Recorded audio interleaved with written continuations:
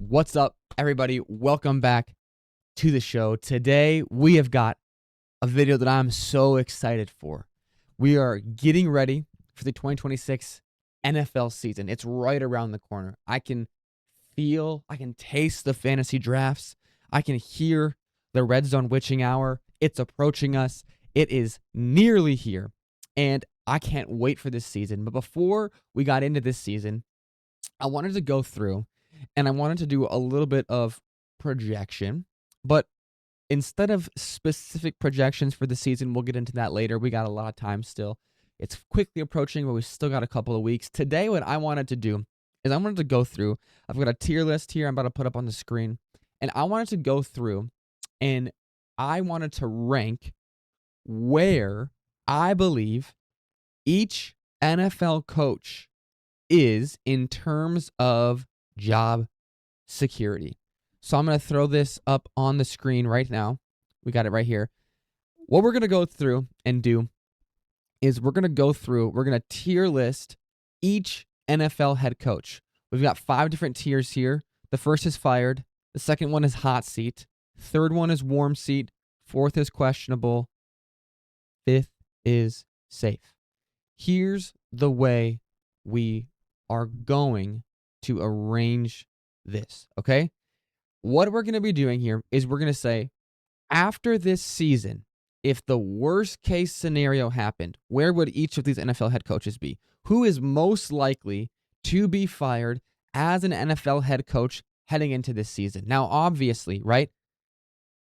Any head coach could have a phenomenal performance. Any head coach could have a terrible performance.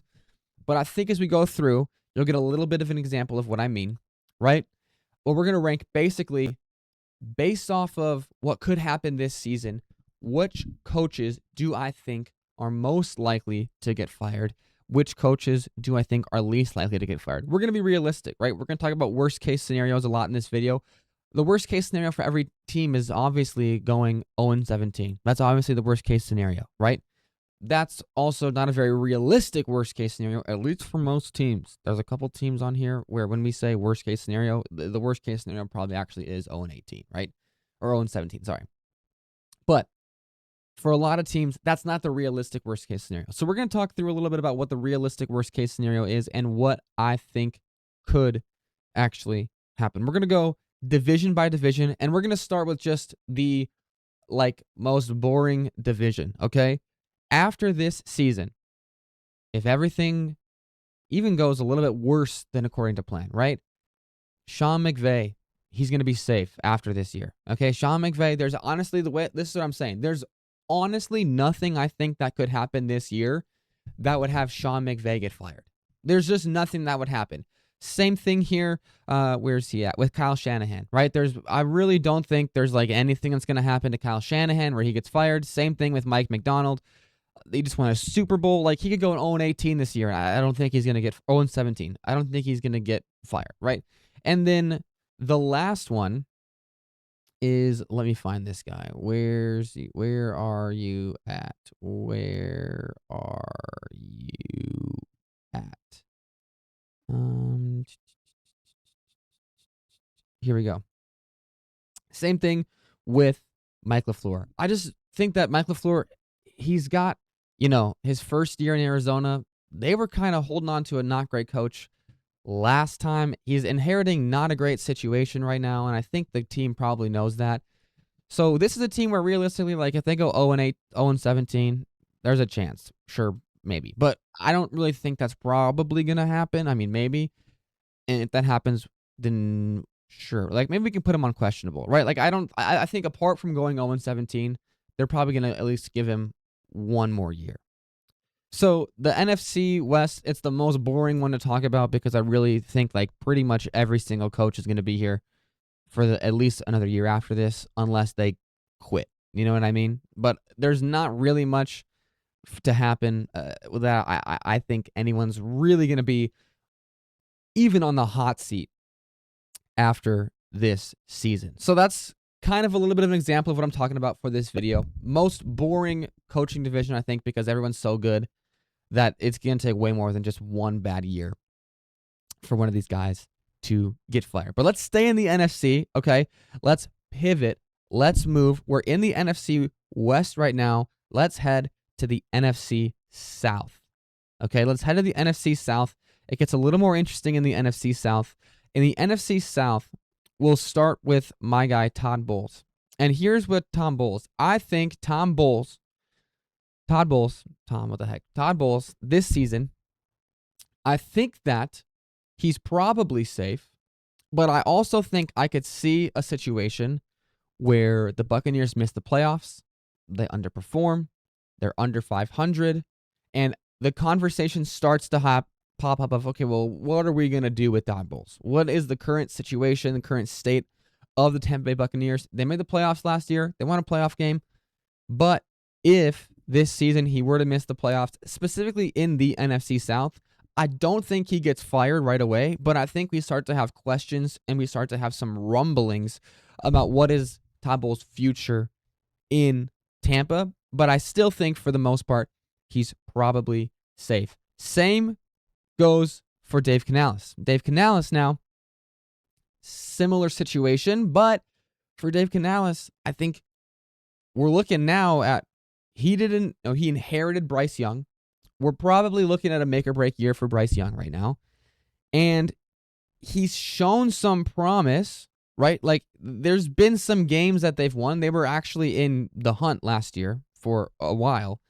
And so I think that similar situation to Todd Bowles, the worst case scenario for them realistically is they're under 500. They lose the division. They miss out on the playoffs. And I think we start to have some questions, but I still think that with inheriting a quarterback and Bryce Young having the first year he had without Dave Canales there, I still think that he is probably safe, but they're probably starting to have some conversations there. Okay? Now, after that, we've got Kellen Moore. And Kellen Moore, I'm going to put in the questionable one because when it comes to Kellen Moore, didn't make the playoffs last year, but there's a lot of hype behind the Saints right now. There's a lot of excitement building for New Orleans right now. A lot of hype behind Tyler Shuck, and a lot of that comes from Kellen Moore's system. And so I think he has the benefit of having some excitement, but also not having the expectation that someone like a Todd Bowles has, right? Like Todd Bowles, realistically, the expectation for Tampa is that they're making the playoffs. And I think if you told Saints fans, hey, you're going to win the division and make the playoffs this year, they'd be stoked. Like they would totally take that. And so I think that Kellen Moore's a little bit above the safe because their worst case scenario, I think, is a little bit worse than the Bucs or the Panthers maybe, but not by much. But I also think that he doesn't have the same expectations. So he doesn't have the expectation of making the playoffs. He doesn't have the expectation of winning the division. His expectation is kind of a little bit of growth, and they're kind of competitive. And so I think that he can probably meet that expectation. And I think there is the chance that they maybe make a run for the division, and in which case he's locked in safe. And so I think that if the worst case scenario were to happen for New Orleans, we're probably talking close to 5 wins is probably the realistic worst case scenario. I just don't really think that's going to happen. And so I think that he's probably safe. If that happens, we maybe start to ask a little bit, but I don't think it's anything super serious yet. Then the last one in the NFC South is our guy Kevin Stefanski, and I think that Kevin Stefanski is safe. I think his seat will be cold this next year. No matter what happens, Atlanta's in a tough position, right? And they know that. The options between Michael Penix and Tua Tagovailoa, it's not a great quarterback room. It's not one you really want to be like thinking about. He's got Drake London still. He's got Bijan Robinson still. But the expectations are pretty low in Atlanta. And so I think that he is going to get at least one more year. And I don't really think Atlanta is the type of team that's going to do a one and done where they fire a coach just off of the first year. I think his performance would have to be pretty terrible for that to happen. And I think the realistic worst case scenario is just more positive than 0-17 or, 2-15. And so I think that he probably gets a year. And I think that even if that is the worst case scenario and they go 2-15, what you hired Stefanski for is his offensive ability. And your biggest glaring issue this year is you have really rough quarterback competition between Tua and Michael Penix. It's looking kind of rough. So if you go 2-15 and you're sitting with an elite draft pick next year, I don't think there's anybody where you're saying, let's move on from Kevin Stefanski to get this guy. Instead, I think you're probably saying, let's let Kevin Stefanski pick his quarterback. In a draft class next year that's looking pretty nice for quarterbacks, let's let him do that, and then let's see what happens after that. So I think Kevin Stefanski is probably going to be safe this year, no matter what. I think he is probably good. So let's move on next to the NFC East.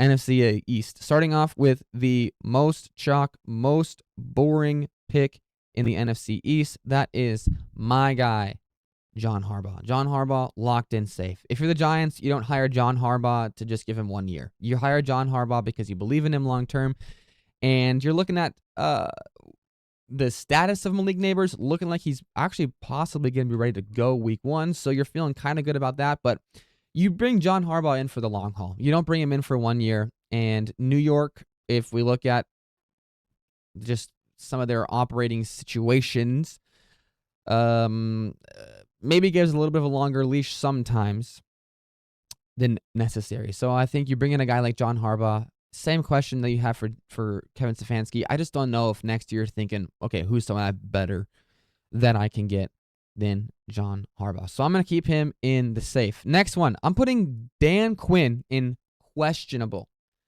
Here's why. Dan Quinn, obviously last year, you missed out on the playoffs. Year 1, NFC Championship game. So you kind of have really high highs, really low lows, but you were dealing with a ton of injuries last season. And so I think there's a bounce back year in store for them. Obviously, I don't think that bounce back year is necessarily going to be the NFC Championship game, but I think the bounce back is a very competitive season.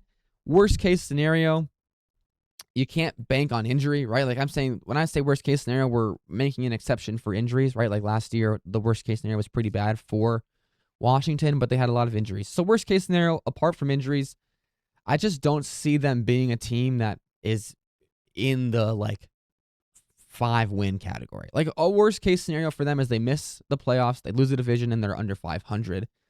And I think that even if that happens, he still gets the benefit of the doubt of an NFC championship run. But I do think that heading into next season, then there'd be severe conversations of, okay, Dan Quinn's got to do something this year. We need to see some type of progress. And so I think that he'd be questionable, but I don't think that he would be really in jeopardy this season. Next one, we've got, where's he at? We're going to go Nick Sirianni. And for Nick Sirianni, I'm putting him in the warm seat. Now, Eagles won the division last year, made the playoffs last year. Why am I putting him in the warm seat? I'm putting him in the warm seat because the expectations for this team are just a lot higher, right? They've won a Super Bowl. That's great. It's been a couple years since they won that Super Bowl. It's been a while. So the expectations are higher.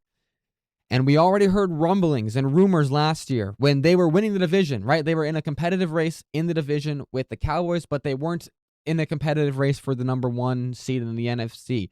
We already heard rumors and rumblings of fans of the Eagles being like, when are we going to let go of Nick Sirianni? This guy sucks. Of course, they win the division then. But I'm saying that because I think that the expectations in Philadelphia are just a little bit different. And so I think the realistic worst case scenario for the Eagles, which is, again, sub 500 or maybe right around 500, but you miss the playoffs, you don't win the division. I think that worst case scenario, which I do think is the realistic worst case scenario, right? Like this is not a team that's going to go 5-12. Nope, that's not the worst case scenario. The worst case scenario is you missed out on the playoffs, you don't win the division. And I think if that happens, that's where it's like, okay, what's going on with Nick Sirianni? He's someone that I can even see making the argument you boot him up to the hot seat if the worst case scenario happens. I just don't know if they pull the trigger necessarily, but he's someone that, the more I think about it, the more I might even put him on the hot seat. If the worst case scenario happens and they lose the division and they're right around 500 or just under 500, he's really, really close to being on that hot seat just because of the expectations in Philadelphia. but I'm gonna put him on the warm spot for now.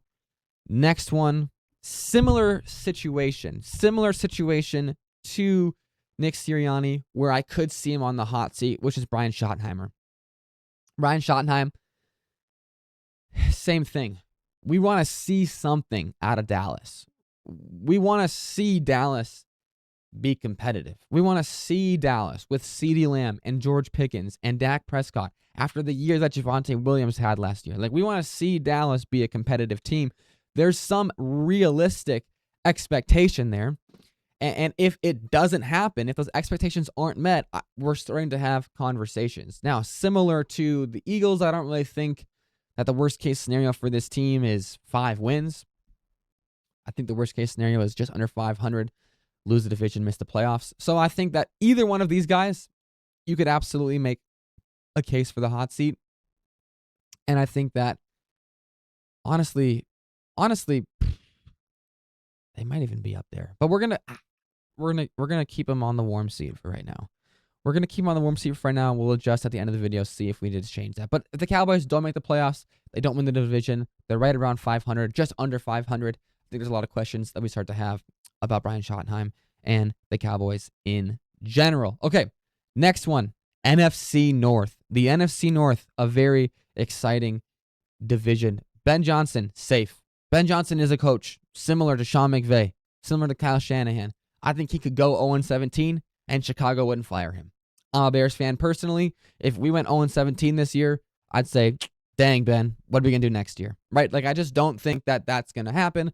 I also don't think that's a realistic worst-case scenario for Chicago. The realistic worst-case scenario for Chicago, a decent team, is you lose the division.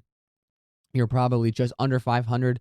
You kind of got a difficult schedule, and I think that's what you chalk it up to. And I don't really think there's even really conversations of Ben Johnson getting fired after year 2 with the season that Chicago had in year 1. So I think that Ben Johnson is safe. The next one,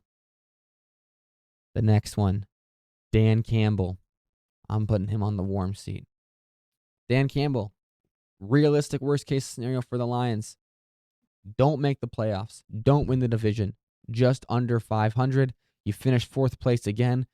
You do it for the 2nd year in a row without Ben Johnson. I think we're starting to have real conversations right now.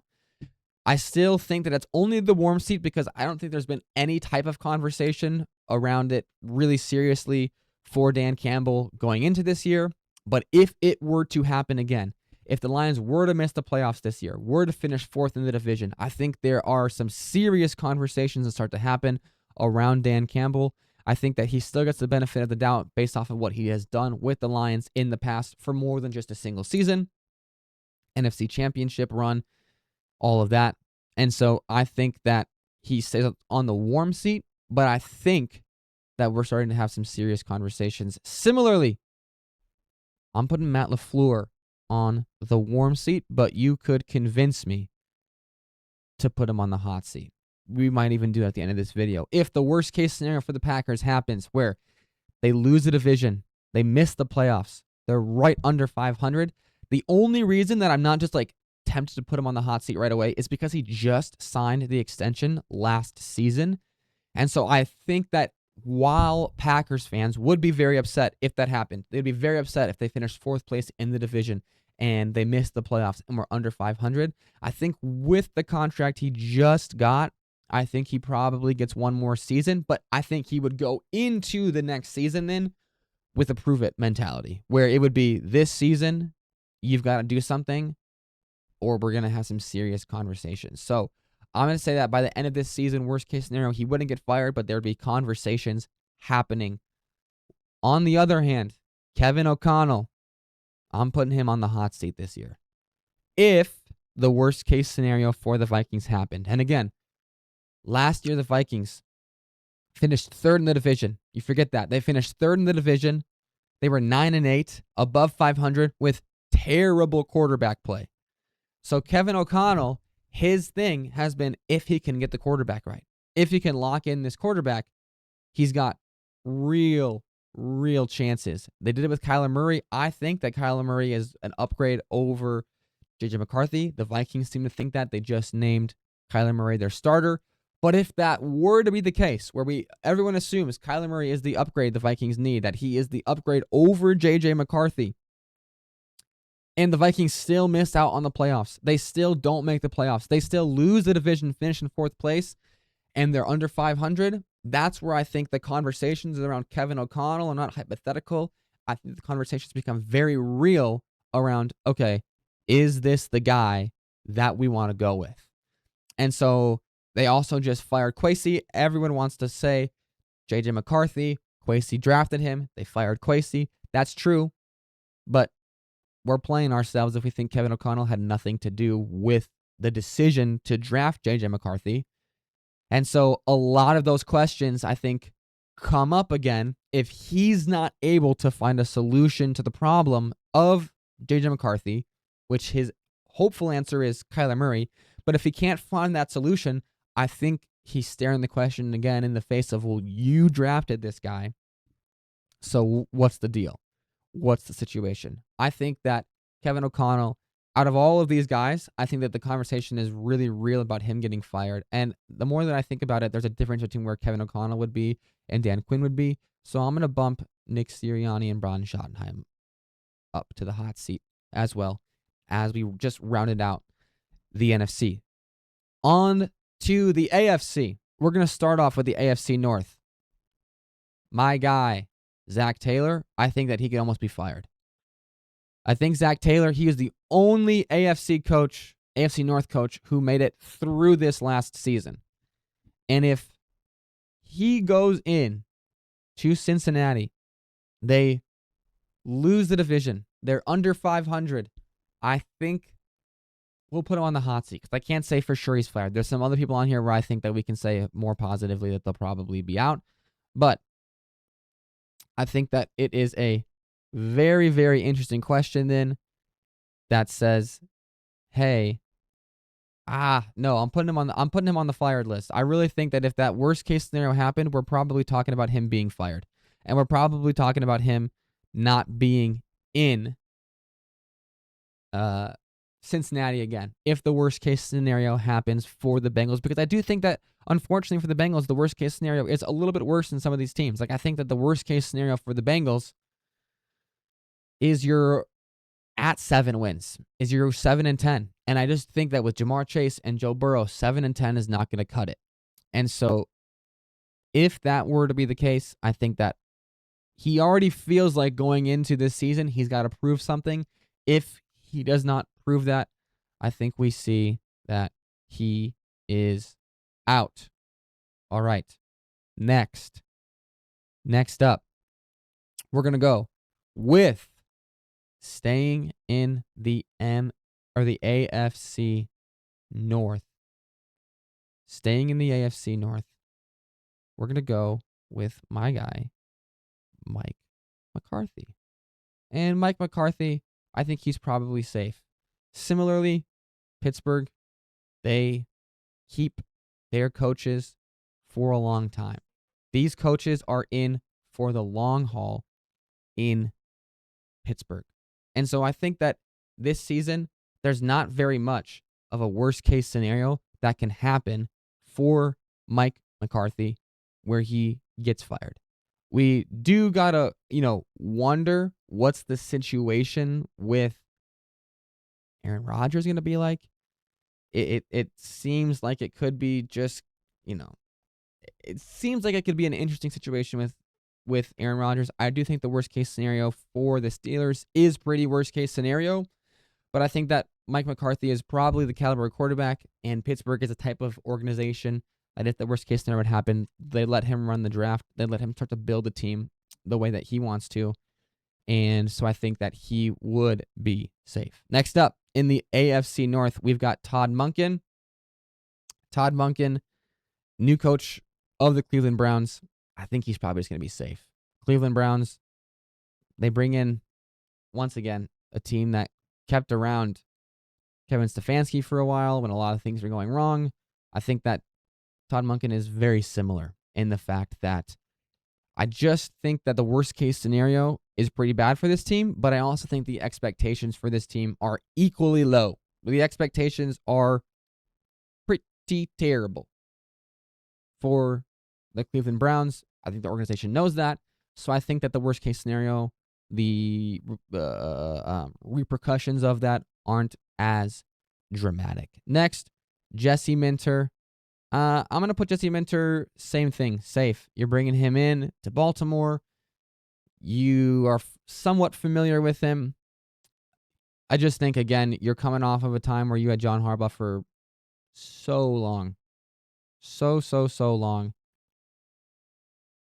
And so I think what actually probably happens is, again, the worst case scenario isn't that bad for the Ravens, right? Like the worst case scenario is maybe if we're looking at this division, they lose the division to the Bengals, then maybe make a wild card. They just miss a wild card spot. I think that that's a pretty worst case scenario for the Ravens, and I just don't really think that that gets you fired yet on his first year. So I think that he's probably just going to be safe. We'll go to the AFC East next. The AFC East is one that I also think is pretty boring. Mike Vrabel, I think he's safe. You just went to the Super Bowl, and if they didn't fire you after the Diana Rossini story, I don't really think they're firing you after a bad football season. Same thing, I don't think the worst case scenario for the Patriots is that bad. They're in the division with the Bills, so if they lose the division to the Bills, I think that they're probably just fine, and he's going to ride it out. The Diana Rossini stuff, they'd have to be pretty bad for it to feel like anything is going to happen there. Next one, similarly, Joe Brady, same thing. You're going to the Bills, going to a team you're familiar with. They know you. Expectations are decently high, but your floor is also pretty high. I don't really think anything that, realistically, I don't think anything that terrible is going to happen to Buffalo this year, and I think Joe Brady will probably be just fine. He'll be just safe.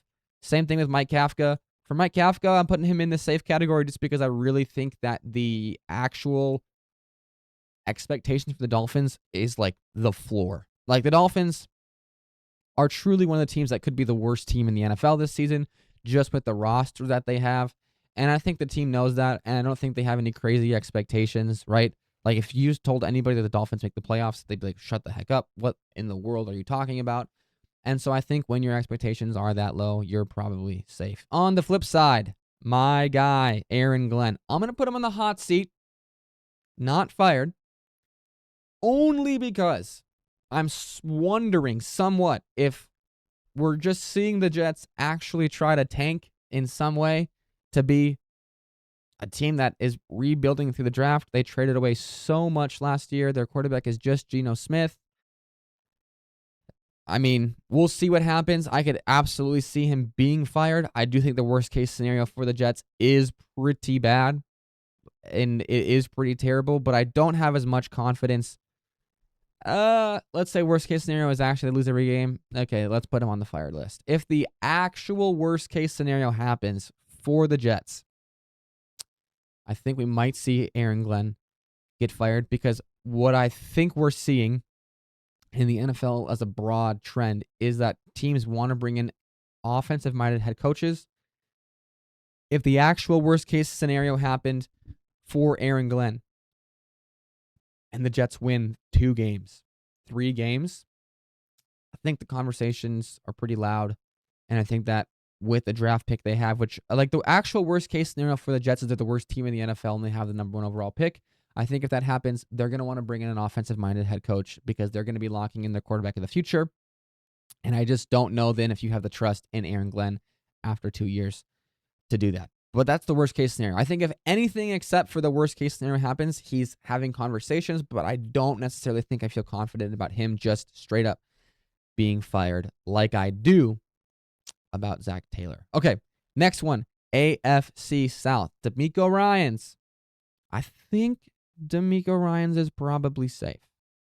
We maybe put him on the questionable, but I would say that I think he's probably just safe. They've been to the playoffs.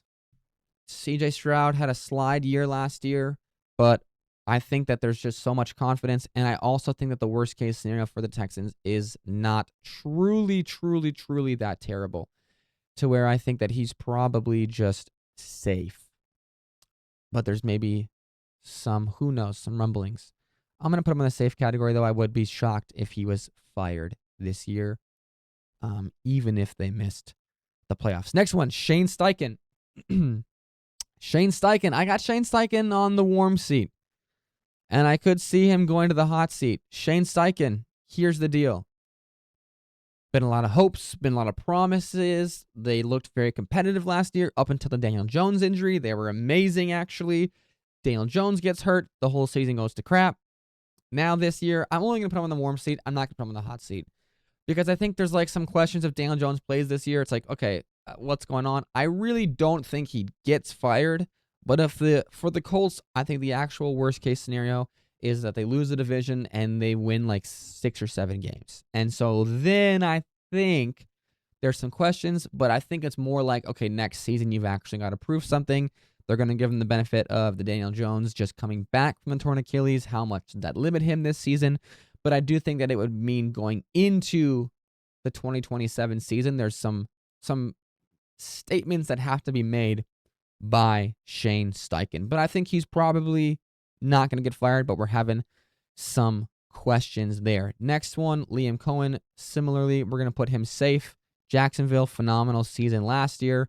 I don't really think much happens to change that, right? You brought in Liam Cohen. That was your guy. That was who you wanted. You got him. He looked great last year. He's an offensive-minded head coach. Worst case scenario for them is not truly the floor. It's probably missing the playoffs. And after last season, I think you're going to be fine. He gets to stick around, and he's safe. Robert Saleh. I'm going to put Robert Saleh on the warm seat, all right? The Titans fired their coach midseason last year, but was truly a terrible coach. I think that for the Titans, the floor would have to be falling through for them to be really thinking about firing him. But if the worst case scenario happened, he's maybe on the hot seat. Just because I don't think Tennessee wants to just be in this terrible spot. But I don't think he gets fired, and I think that I'm going to keep him on the warm seat because I think it's more likely that one of these guys gets fired than it is for him. We'll see what happens, though. You know, we've brought in Brian Dable.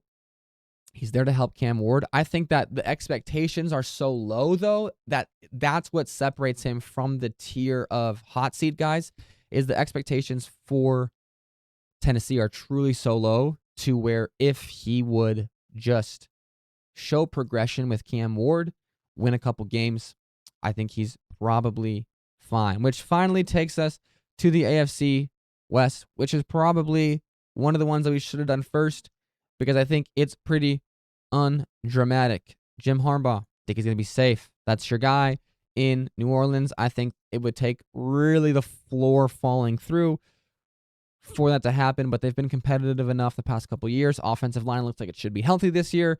That the worst case scenario for them is not truly that bad. I think Jim Harbaugh stays. Maybe we start to have questions. Who knows? But we'll keep him in the safe for now. Same thing with Sean Payton. Such a deep playoff run last year. Looked so good with Bo Nix. And you won the playoff game, and I think that you won a playoff game, then Bo Nix wasn't there. There's just no way that they fire you after that. So maybe we put him in the questionable for Jim Harbaugh just because I think he wouldn't get fired, but maybe they'd be saying, what's going on here? Whereas Sean Payton, I think he's just absolutely a lock and would be safe. All right. Now, Clint Kubiak. Going to put him in the questionable tier as well. I think he'd be safe. I think the Raiders are going to give him more than a year, but I think the floor for the Raiders realistically is a lot lower than some of these other teams. If you just have a season that's that bad, period, as a head coach, there's a couple of conversations that happen, but I don't think it's anything too serious. Just drafted Fernando Mendoza, looking like they're going to start him behind Kirk Cousins or bench him behind Kirk Cousins, who will be the starter for a little bit. And I think that that's a wise decision for a guy like Fernando Mendoza. I also think that they brought in a great personality with Kirk Cousins that I think him and Fernando will get along great, and that will be able to be a great relationship for them. And I think that because of that, he buys himself time. And there's maybe some questions, but I don't think it's anything too serious. This is, okay, my boldest take, Andy Reid. I think there's conversations. Maybe we put him on the questionable, not quite the warm seat. Sure, we put him on the questionable, but I don't think Andy Reid is in a position anymore where he's just locked in safe. I think that we're looking around the rest of the NFL. We're seeing some competitive teams, and we're saying, all right, what's going to go down here? Andy Reid, what are you going to do? You're one of the best coaches in the league right now, right? So you got to do something. And so I think that if the worst case scenario, if we look at the AFC West, the worst case for the scenario for the Chiefs is they could finish third in this division. Like that's the worst case scenario, right? The Chargers get past them and the Broncos get past them. Like if I told you that happened, you'd be like, well, I mean, that'd be kind of crazy, but you wouldn't be shocked. It wouldn't be like, what? Because the Chargers look like they could be a really good team. The Broncos were a really good team last year. And so I think that's a realistic worst case scenario for the Chiefs. And if that happens, I think there's just some questions we now have about Andy Reid.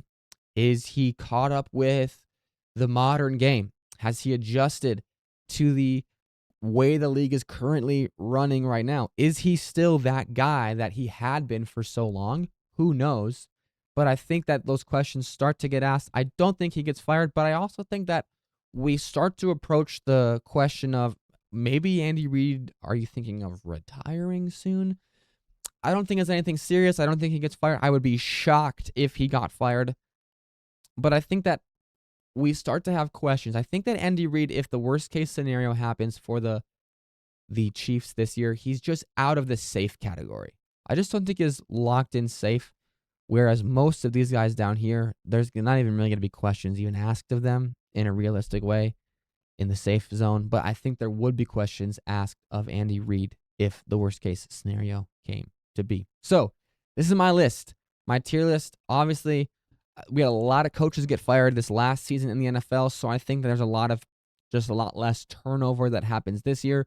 But I think we have a group of 5 guys up here that we could be talking about jobs opening, and a couple up there at the top between the Bengals and the Jets where jobs could realistically be opening this year. Realistic worst case scenarios open up jobs for those 2 teams, I think. So let me know down below what you think. What coaches are on the hot seat even right now? What coaches have something to prove at the moment?